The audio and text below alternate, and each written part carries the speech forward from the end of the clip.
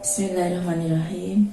Ila hadratin Nabi Mustafa Muhammad Rasulullah sallallahu alaihi wasallam wa alihi wa azwajihi wa dhurriyyatihi al-kiram. Thumma ila hadrati jami'i ikhwanihi minal anbiya wal mursalin wal awliya wa syuhada wa sholihin wa jami'il malaikatil muqarrabin, khususan sayyidina Syaikhul Qadir al-Jailani wa khususan ila jami'i awliya wa khususan ila hadrati Syekh Hasyim Asy'ari wa usulihi wa qur'ahi wa masyayikhihi wa nafa'ana Allah bi ulumihi fid dharain. Al-Fatihah. A'udzu billahi minasyaitonir rajim. Bismillahirrahmanirrahim. Alhamdulillahirabbil alamin arrahmanir rahim maliki yaumiddin. Iyyaka na'budu wa iyyaka nasta'in. Ihdinas siratal mustaqim. Shiratal ladzina an'amta 'alaihim ghairil maghdubi 'alaihim waladdallin. Amin. Bismillahirrahmanirrahim. Wa qala sallallahu alaihi wasallam, al ulama'u utawi pira-pira wong alim, warathatul anbiya'i iku pira-pira ahli warise para nabi. Wa hasbuka lan nyukupi ing sira bihadhihi darajati kelawan iki derajat majdan, nyukupi apane agunge, wa fakhron lan banggane,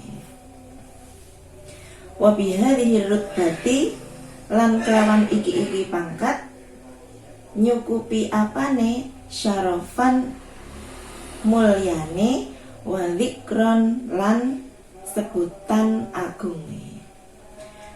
Wa idza kana la rutbata, wa idza kana lan ing dalem nalikane ana apa kelakuan iku maujud, la rutbata iku ora ana pangkat iku maujud,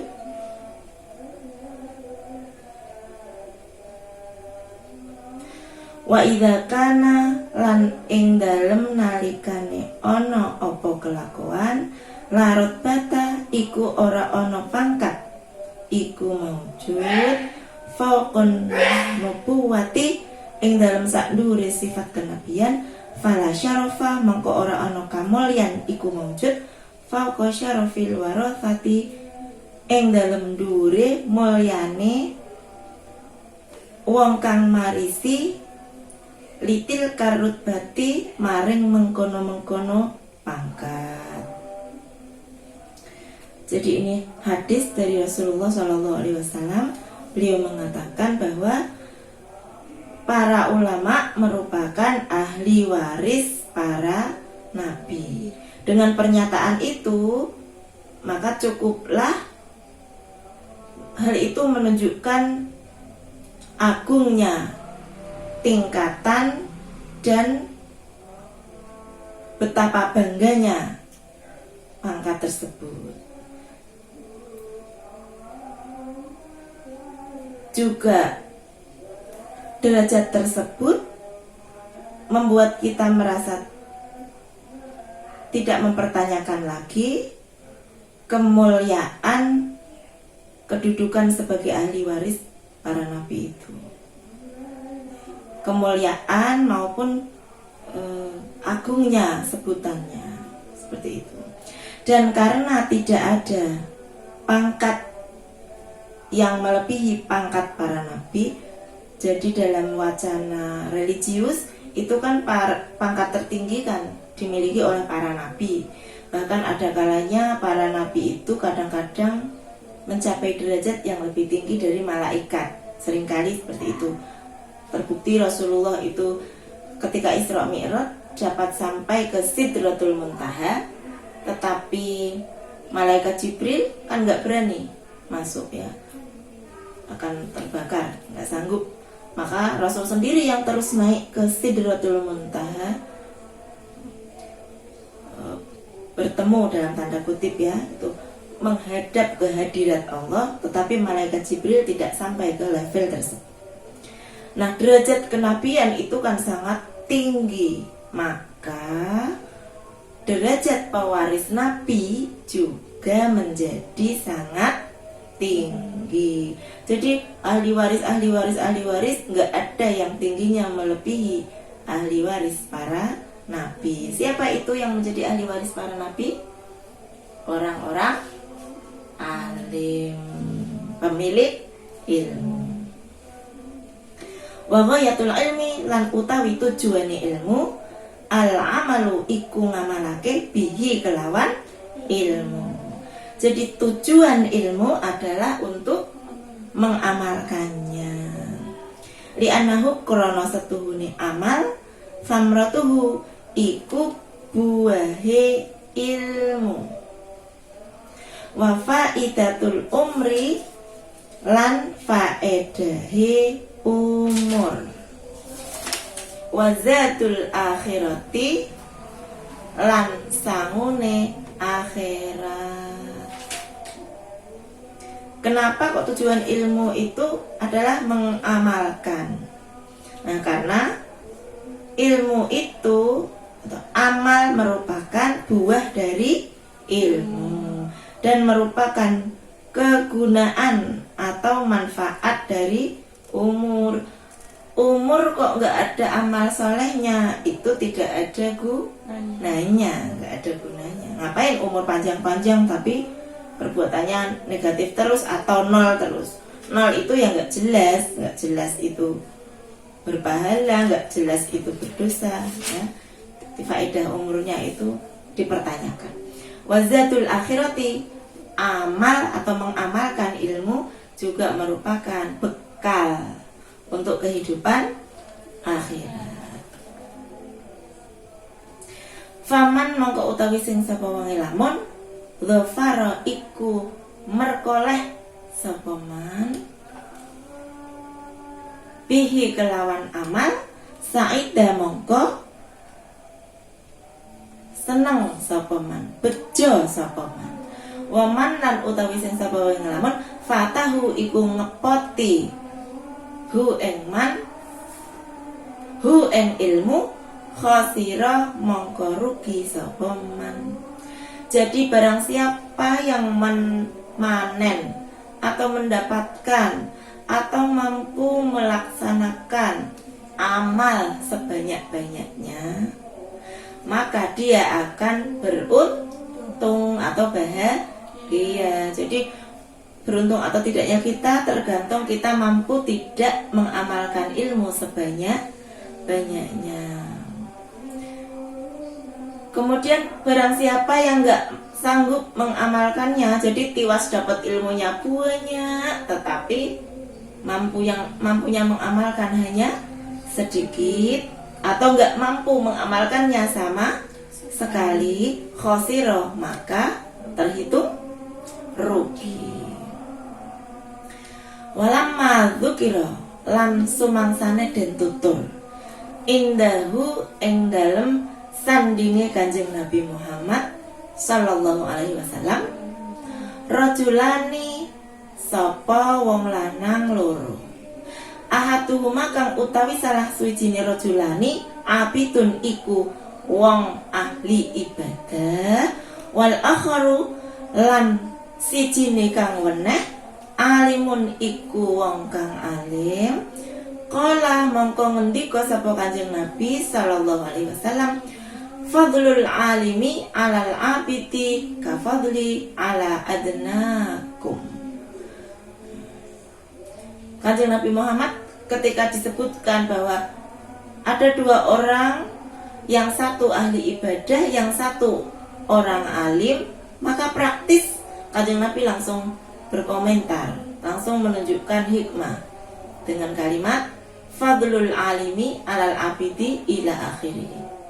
Fadlul alimi utawi keutamaane wong alim, alal abidi ngalahake ing atase wong kang ahli ibadah, kafadli iku kaya dene keutamaan ingsun ala adnakum ing atase ngalahake ing atase luweh asor-asore sira kabeh.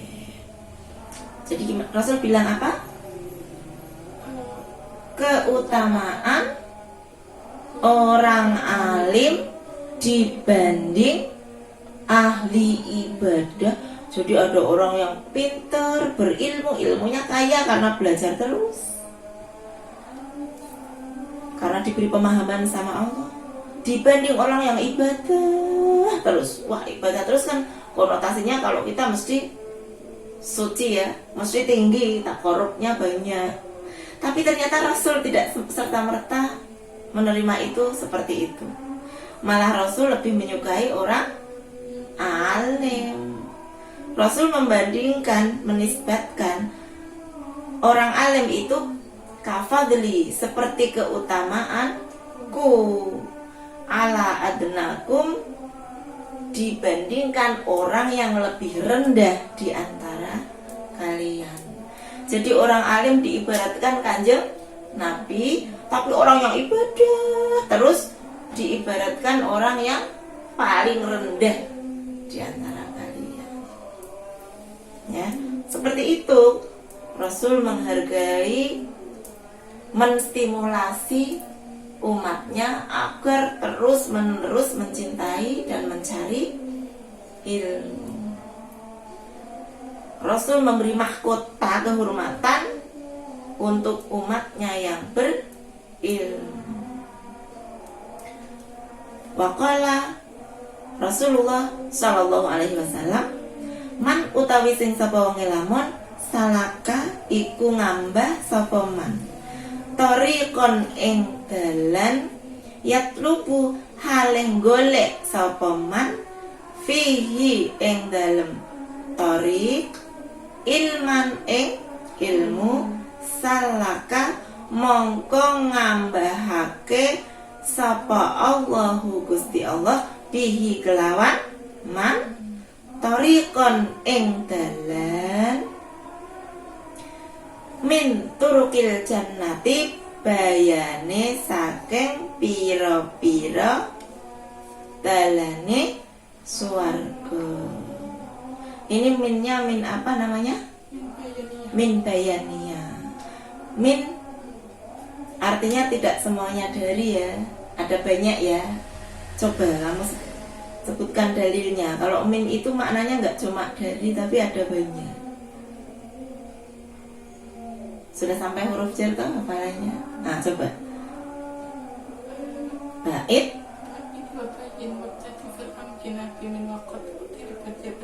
Iya. Min itu faedahnya banyak, fungsinya banyak. Nah, ada bait, ada min tabid, ada bayin, min bayaniyah ini. Wabtati bil amkinah itu min yang artinya apa? Menunjukkan tempat. Mulai dari tempat. Kalau libat il azminah Zaman. Sejak ya, ada sejak, ada dari, ada termasuk. Bait itu tergolong, termasuk itu min ya. Kalau min turukil jannati bayane saking piro-piro dalane swarga, itu minnya menjelaskan sebelumnya. Artinya apa ini? Barang siapa atau siapa saja. Saat ini barang siapa udah nggak diterima lagi sebagai konstruksi baku. Jadi siapa saja, bukan barang siapa. Nanti barangmu atau barang yang hilang. Ya. Siapa saja yang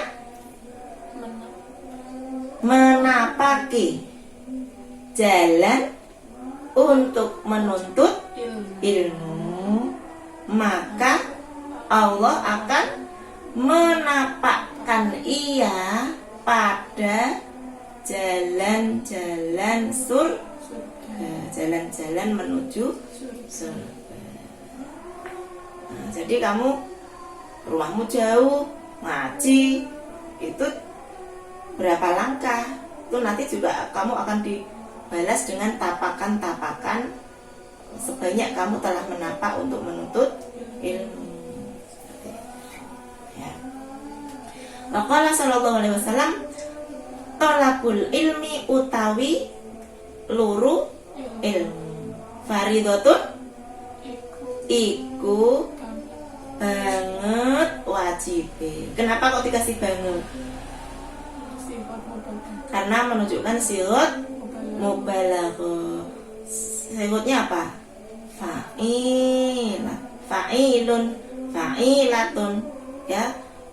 Rahimun artinya maha pengasih, ya. Karimun, Rasulullah itu karimun basatoli khalqihi.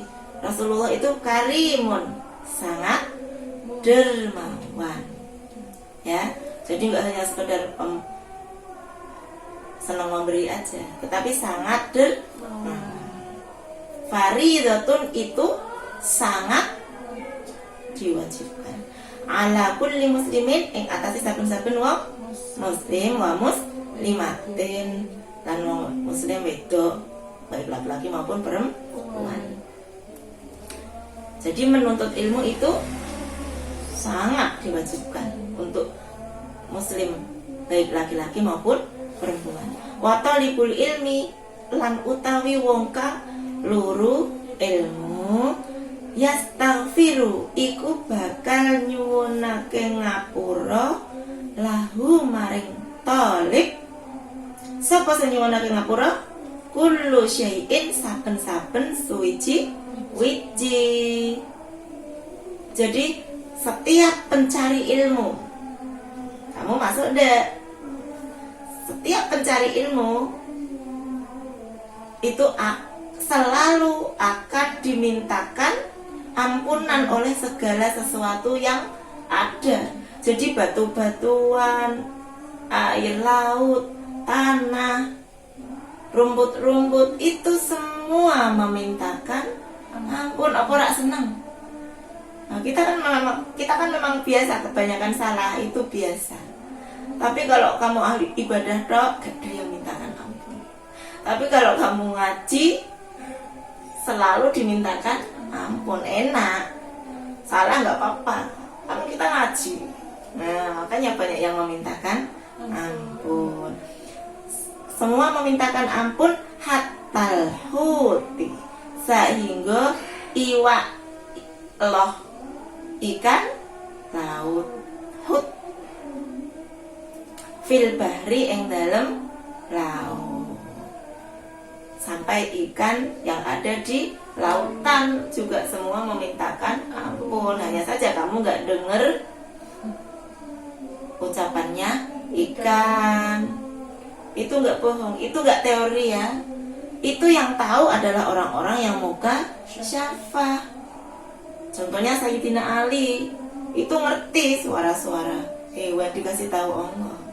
Kalau kodok tengah malam kongkong itu kan mereka bertasbih subuhum kudusun, subuhum kudusun Rabbuna wa Rabbul malaikati waruh.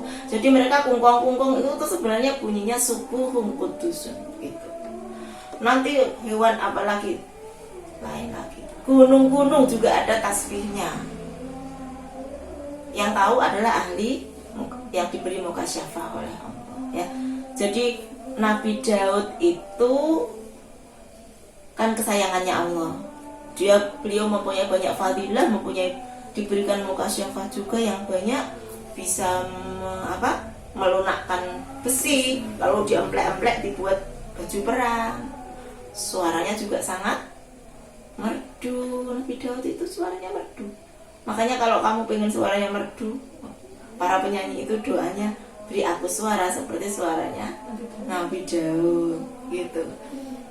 Nah itu Nabi Daud itu kalau sholat, saking menyatunya dengan merebahnya, beliau itu tenggelam dalam sujudnya, sampai alam semesta itu ikut-ikutan yusabbihu lahu gunung-gunung ikut bertasbih juga burung-burung.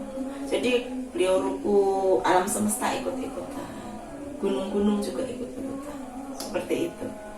Nah, jadi sebenarnya semua yang kamu anggap sebagai benda mati ini sebenarnya punya ruh. Hanya saja itu bisa terlihat melalui dimensi yang lain, dan sebagian besar dari kita tidak diperlihatkan oleh Allah. Jadi kita kira itu gak punya ruh, gak bicara apa-apa, padahal itu bicara, padahal itu bertasbih gak putus-putus. Hanya saja yang diperlihatkan sesuai izin Allah aja, tapi ada yang diperlihatkan gitu loh. Jadi ini bukan omong kosong ya. Semua memintakan ampun kepada penuntut ilmu. Waqala sallallahu alaihi wasallam, man utawi sapa wong lamun huda iku budalan isu-isu sapa man litolabil ilmi krana golek ilmu. Salat jadi apa? Man tadi syarat, jawab ya, berarti ya maknanya apa? Mongko. Pokoknya kalau ada sing sapa ngelamun itu kamu menunggu-nunggu mongkonya ya, begitu. Seperti kalau saya bilang utawi, kamu menunggu-nunggu ikunya. Kalau saya mengucapkan kata kerja fi'il, kamu menunggu-nunggu fa'ilnya, harus ada soponya. Nah ini ada man, kamu menunggu-nunggu mongko. Salat mongko nyuwunake ngapura alaihi ing atase man. Sapa sing nyuwunake ngapura? Ma'al malaikatu, para malaikat. Salat kan kata kerja toh. Nah, maka butuh sapa di sini? Ya. Wa burika lan den berkahi lahu sapa man fi ma'isyatihi ing dalem penguripane man. Coba terjemahkan. Siapa saja yang pagi-pagi bergegas, kalau ini berangkat isu-isuan ya nggak harus isu, awan ya boleh, siang ya boleh, pokoknya dia itu menunjukkan gerakan untuk berangkat seperti itu, untuk menuntut ilmu. Maka para malaikat bersolawat kepadanya. Nah, bersolawat kepada penuntut ilmu artinya apa? Memintakan ampun. Kalau bersolawat kepada Nabi artinya apa?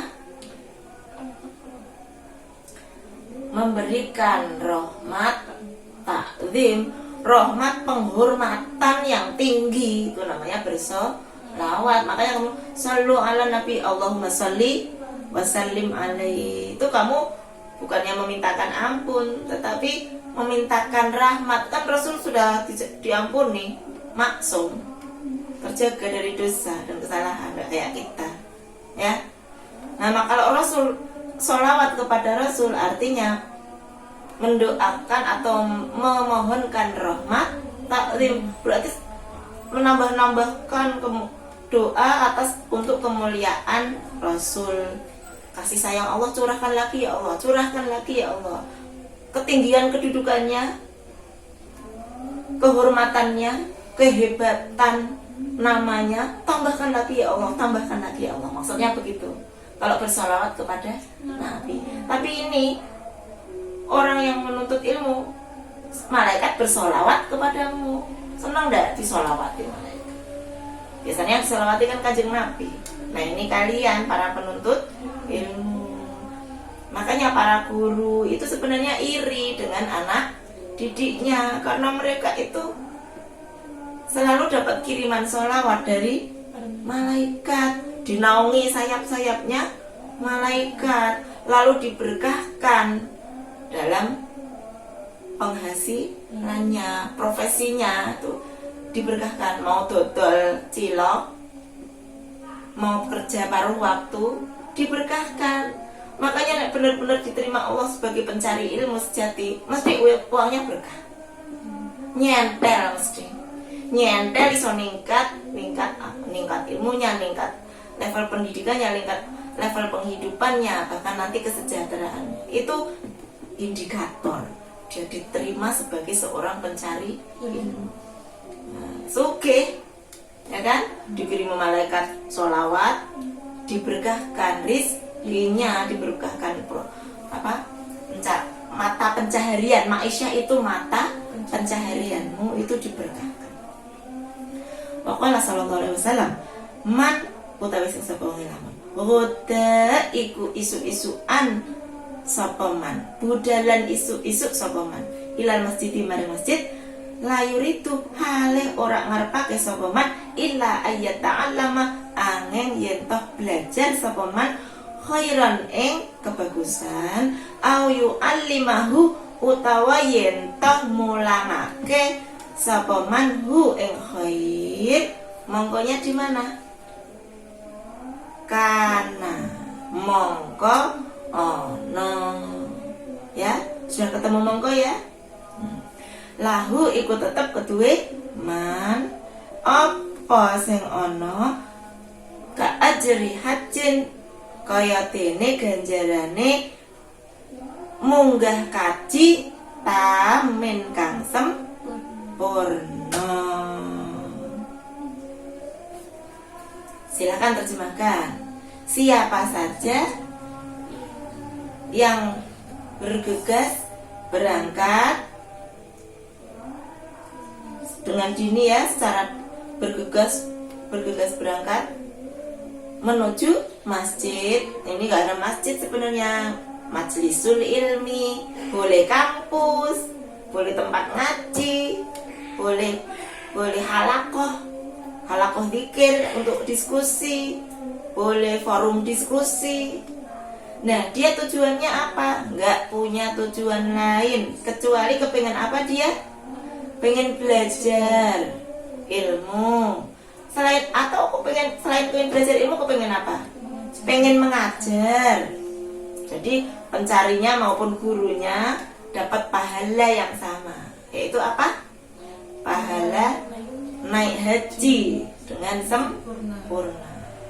Memang Allah itu maha pemurah sekali ya, pemurah sekali. Gitu kok orang masih protes. Ada yang miskin, ada yang sederhana, masih protes dengan orang kaya. Yang diprotes itu apanya ya?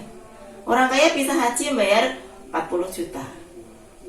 Orang miskin berangkat ke majelis ilmu aja dengan ikhlas, kalau diterima seperti haji. Apa perlu modal uang itu 40 juta?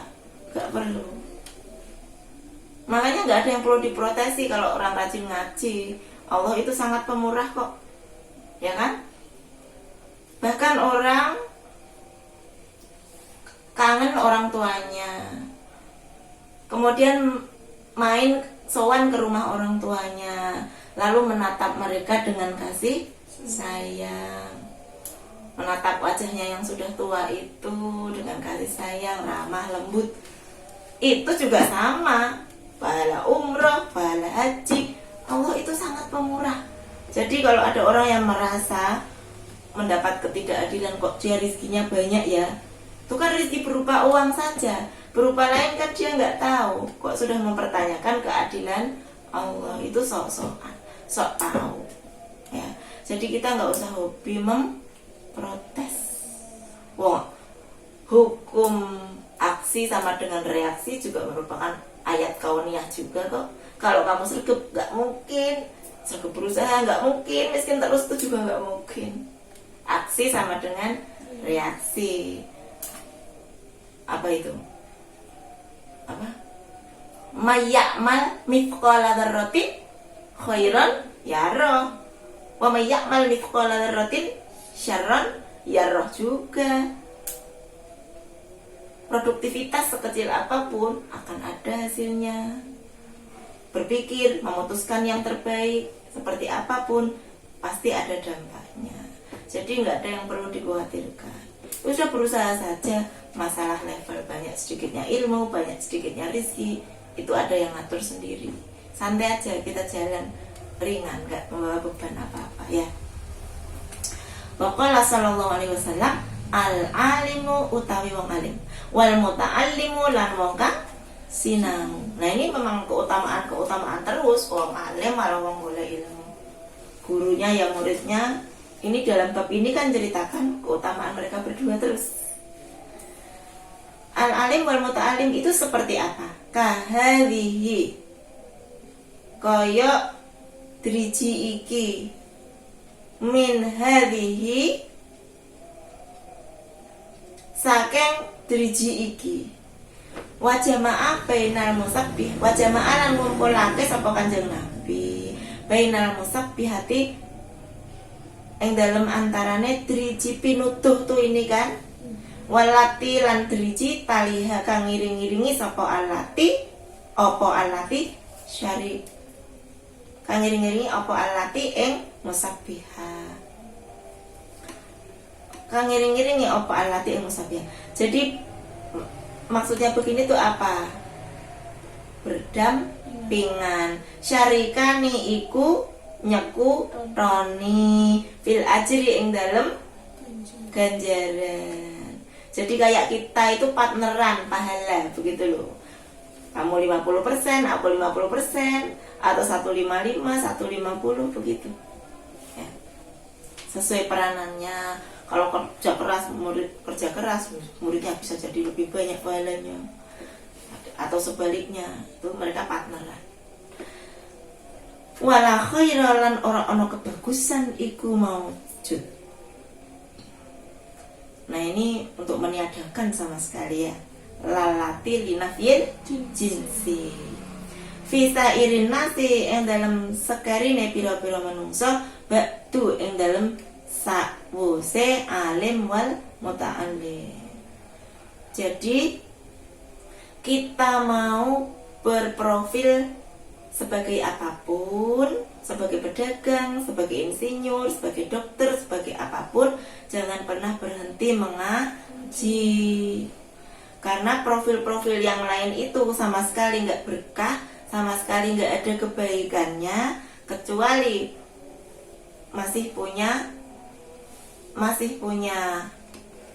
dia masih menyandang status sebagai pencari ilmu atau pemberi pelajaran atau guru, ya, pencari ilmu atau guru. Nah, satu hadis lagi ya. Waqala sallallahu alaihi wasallam, udu dadi ya sapa sira. Kita diperintah Rasul untuk menjadi orang-orang ini. Suruh jadi apa? Aliman ing wong alim, au muta'alliman utawa wong kang sinau, au mustami'an utawa wong kang ngrungokke, au muhibban utawa wong kang seneng. Lidzalika maring mengkono-mengkono alim au muta'allim au mustami au muhib. Wala takun lan ojo ana sapa sira al khamisa ing wong kang nomor 5. Fatah lika mongko bakal rusak sapa sira. Coba terjemahkan. Jadi kalau mampu, jadilah yang pihak yang nomor 1 ini. Kalau nggak mampu, jadilah pihak yang nomor 2 dan seterusnya.